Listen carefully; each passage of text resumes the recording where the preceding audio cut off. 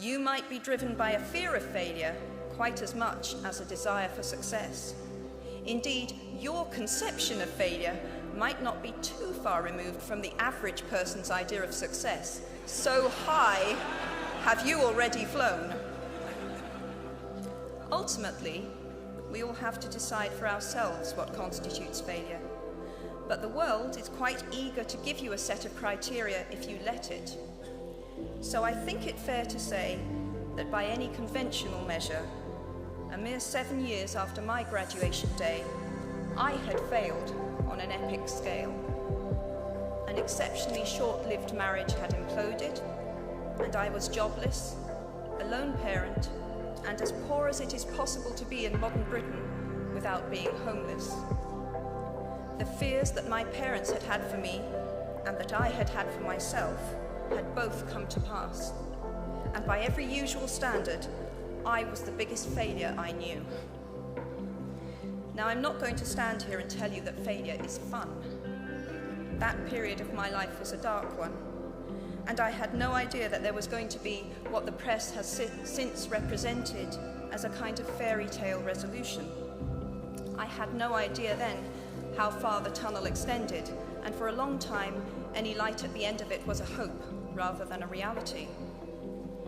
So why do I talk about the benefits of failure?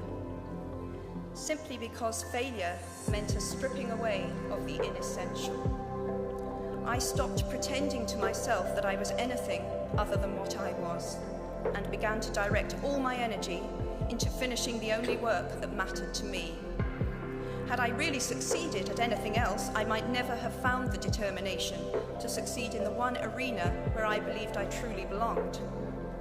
I was set free because my greatest fear had been realized, and I was still alive, and I still had a daughter whom I adored, and I had an old typewriter and a big idea.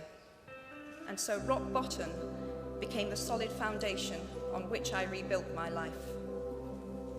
You might never fail on the scale I did, but some failure in life is inevitable. It is impossible to live without failing at something, unless you live so cautiously that you might as well not have lived at all, in which case you fail by default. Failure gave me an inner security that I had never attained by passing examinations. Failure taught me things about myself that I could have learned no other way.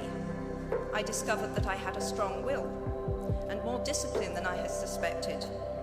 I also found out that I had friends whose value was truly above the price of rubies.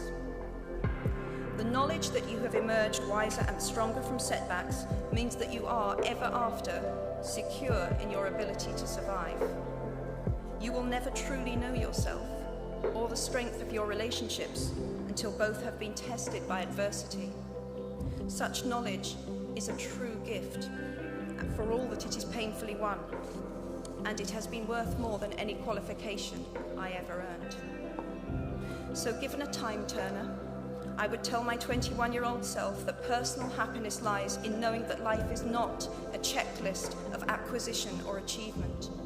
Your qualifications, your CV, are not your life, though you will meet many people of my age and older who confuse the two. Life is difficult and complicated and beyond anyone's total control, and the humility to know that will enable you to survive its vicissitudes.